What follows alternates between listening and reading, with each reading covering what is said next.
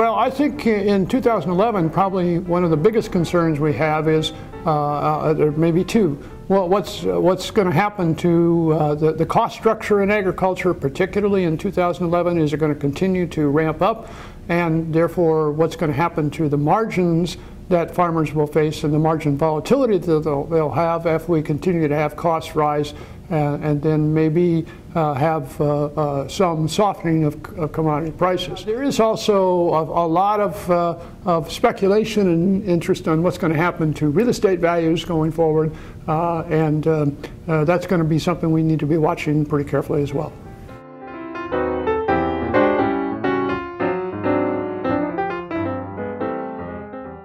A lot of producers do have a tendency to not recognize the kind of risk exposure they have on the operating side of their business. They don't recognize that with the volatility in cost and prices, that margins could go down as well as go up. And so it seems to me like they all have worried a lot about price volatility, which has always been on their radar screen. They haven't worried enough about cost volatility, and so those margins are such that they do seriously need to think about figuring out how to lock in those margins. First, know what they are, and second, and lock in the very positive margins on the grain side that we have today. On the livestock side, we do have continued fairly difficult times for livestock producers as a function of high feed costs, and that means it's going to be tougher for them to try to figure out how to lock in those margins.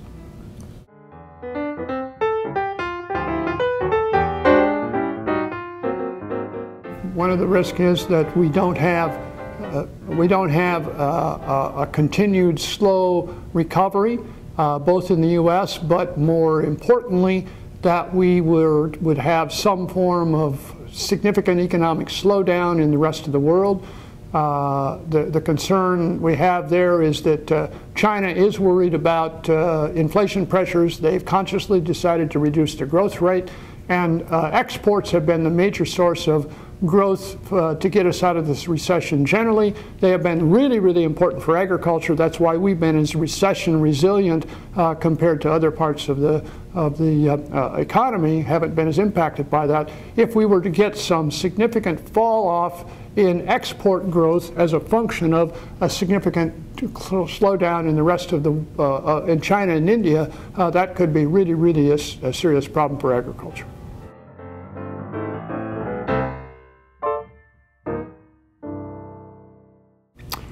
Well, the agricultural sector is increasingly going through a restructuring process, both in terms of the industry, both in terms of what we call the value chain linkages between buyers and suppliers, moving away increasingly from spot markets to more contractual arrangements. It's clearly the case with the pork industry. It's more with the livestock sector, but even in the specialty grain sector, more of our production is done on the form of a contractual basis rather than an open market, spot market type of relationship. So that's one of the major changes that's occurring that's much like the industrial sector. They work with contracts, buying and selling, not with spot markets in terms of buying and selling, and even that's when they buy steel or when they buy commodities for their raw materials. They typically, again, work on contracts rather than spot pricing compared to us where we spot price our fertilizer.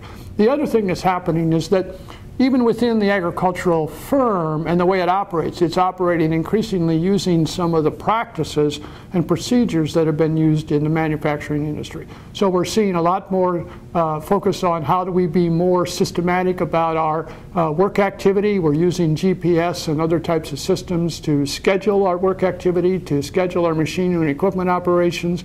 We're coming much more focused on not just growing stuff, but as we sometimes refer to it as biological manufacturing of specific attribute raw materials.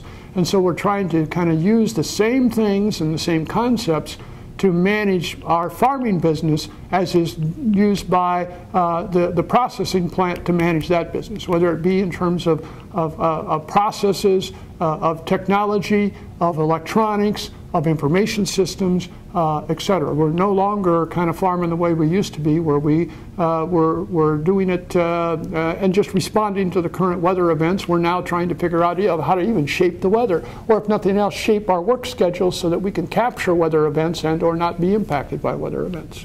The machinery and equipment industry right now has robotic tractors and combines. They know how to do this technologically, so that's not a question. Their biggest concern is the liability issue associated with not having an operator in the cab. And so it's really a safety issue as to why they haven't come to market.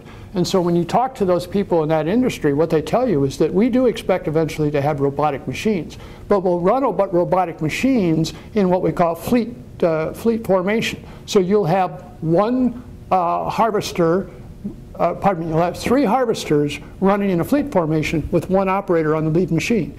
And the whole reason for the lead machine to have an operator has nothing to do with running the machines or anything. It's simply to make sure that if something happens, that they have the capacity to, quote, hit the kill switch, right? It's just like in the aviation industry. Increasingly, it's automated landing systems where the pilot is there to, quote, hit the kill switch, turn off the autopilot, and land it mechanically. So it's a safety feature, not because he can do it better necessarily.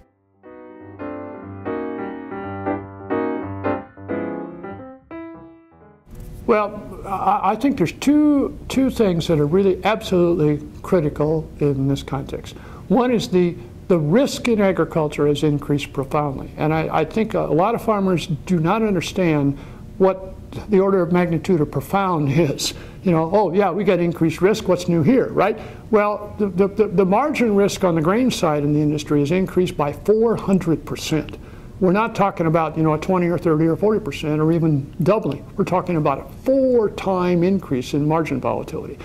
And so that means that I could either hit a home run or I could actually not just get a strikeout, and the chances of either of them is pretty high compared to what it used to be, right? And when I strike out, I'm not talking about striking out, I'm talking about actually lose the farm, right? And so that I've got a friend in this business says, and he's made a very interesting observation. He said, every time I plant the crop, given the high cost I've got and the volatility I've got, I bet the farm every year. Farmers, for some reason, have not been able to take the same mental approach to casualty insurance as they had to crop insurance. The typical pushback you get on crop insurance is it, quote, never pays, right? It never pays. And that's, to be frank, not a particularly good argument to not. What you hope is that it never pays. What you want it to do is never pay, right? Right. And so that's not a good criteria to not buy crop insurance, right? It's never been a good criteria to not, you know, well, I'm not going to buy insurance for you know, on the buildings because it never pays. You hope it never pays, right? And so there's a real difficult time for them to get their handle and their head around this idea that I'm paying a price for risk mitigation. And that's it. I have to do that with any insurance program.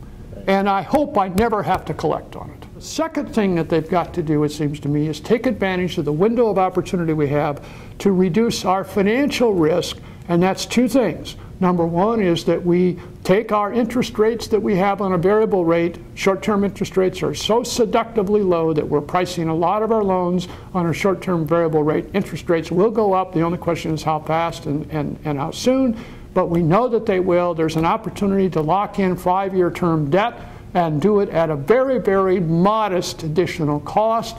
And then that gives us a 5-year window to pull down our debt so that when interest rates do go up into that 8, 9, 10% area, which I think they will, now we have a low enough debt that we can handle that, quote, doubling of interest rates. So there's 2 things that need to be done. One is manage the operating risk in the business, and the second is to manage the financial risk. And the neat thing is there are opportunities today to do both.